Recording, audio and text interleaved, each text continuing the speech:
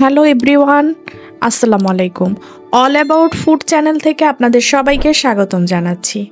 আজকে আমি চলে এসেছি নতুন আরেকটি রেসিপি নিয়ে। আজকে আমি আপনাদের সাথে শেয়ার করব আমি কিভাবে নেহারি রান্না করি সেটাই। তার জন্য আমি এখানে নিয়ে নিয়েছি গরুর পায়া। আমি 4টা পায়াই এখানে নিয়ে নিয়েছি।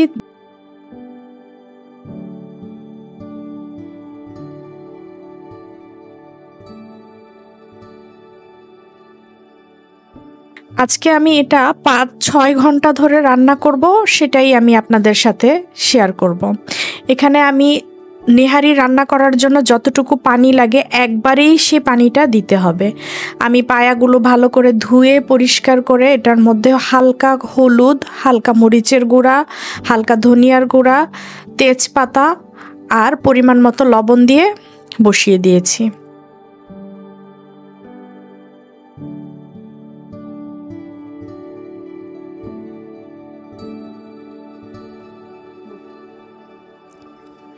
ফিরে আসছি 6 ঘন্টা পরে। এর মধ্যে নেহারিটা জাল হতে হতে এটার কালারও চেঞ্জ হয়ে গিয়েছে। এখন আমি এর মধ্যে দিয়ে দিব 7-8টার মতো কাঁচামরিচ। কাঁচামরিচের উপর থেকে মাথাটা কেটে দিব, এতে করে কাঁচামরিচের যে ফ্লেভারটা সেটা নেহারির মধ্যে মিশে যাবে।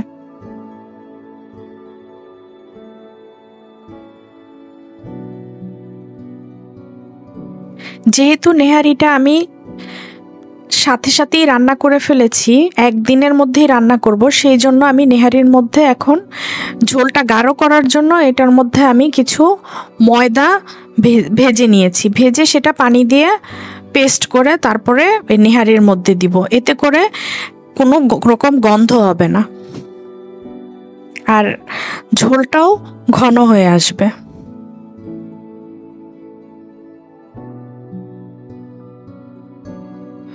এই পর্যায়ে আমি নেহারির বাগারটা রেডি করছি।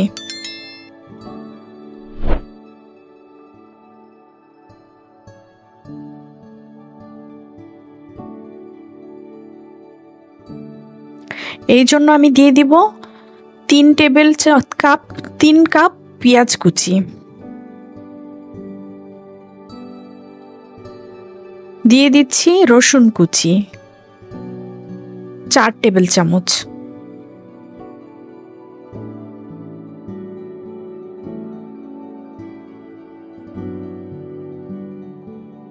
দিয়ে দিচ্ছি আদা কুচি 3 টেবিল চামচ,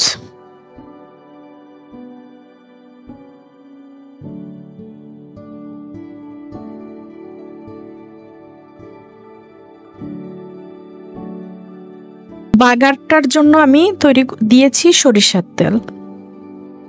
পেঁয়াজ, রসুন আর আদাটা যখন ব্রাউন কালার না হওয়া পর্যন্ত আমি ভাজতে থাকব। এ পর্যায়ে আমি এলাচি এবং দারচিনিটা দিলাম নেহারির মধ্যে। নেহারি রান্নার ক্ষেত্রে অবশ্যই লবণের পরিমাণটার দিকে খেয়াল রাখতে হবে। লবণটা খুব বেশি পরিমাণে হওয়া যাবে না, এতে করে নেহারির টেস্ট নষ্ট হয়ে যায়।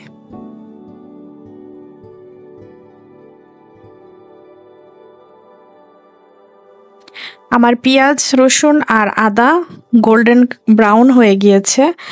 এখন এটা আমি নেহারির মধ্যে দিয়ে দিব।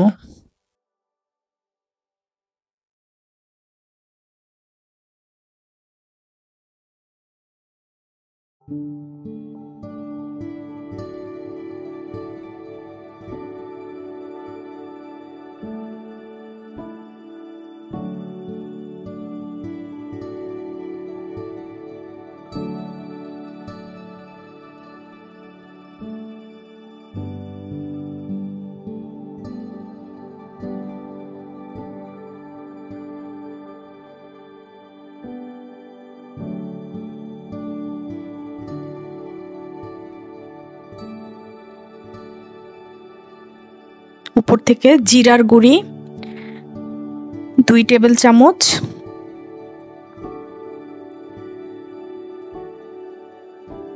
দিয়ে দিব সামান্য গরম মশলা গুঁড়া,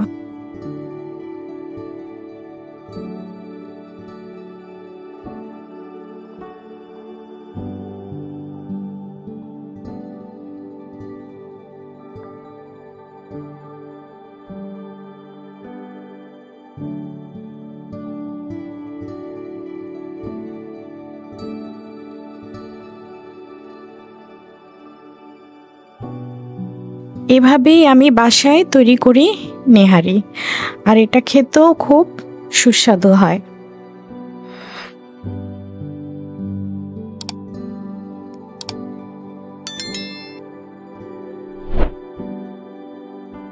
আমি এখানে আদা কুচি আর পেঁয়াজের বেরেস্তা দিয়ে এটা পরিবেশন করেছি। আপনারা চাইলে লেবু দিতে পারেন, সাথে সালাদ দিয়েও খেতে পারেন।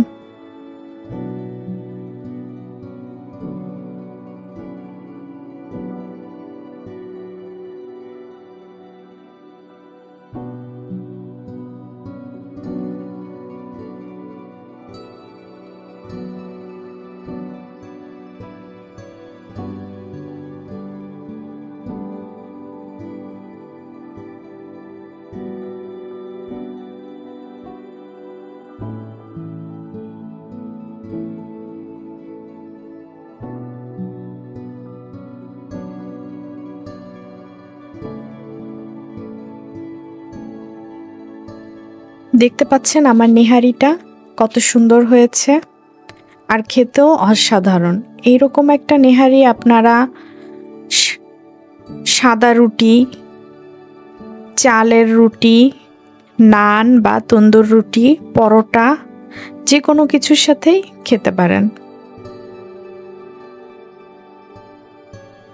আমার এই আজকের ভিডিওটি আমি এখানেই শেষ করছি। আমার এই রেসিপিটি যদি আপনাদের ভালো লাগে তাহলে লাইক, কমেন্ট, শেয়ার এবং সাবস্ক্রাইব করবেন।